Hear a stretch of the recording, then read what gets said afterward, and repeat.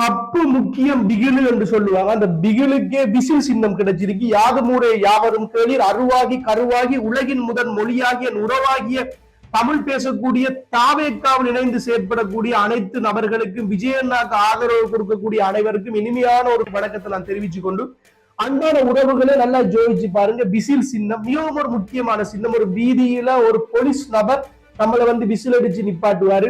அது போல ஒரு மைதானத்தில் ஒரு ரேஸ விசில் அடிச்சு ஆரம்பிப்பாங்க. இப்படி பல்வேறுபட்ட தேவைகளுக்கு பயன்படக்கூடிய இந்த விசில் ஒரு மாற்றத்துக்காகவும் தமிழகத்தில் ஒரு மாற்றத்தை உருவாக்குவதற்காகவும் இந்த சின்னம் இப்ப பயன்பட போகுது.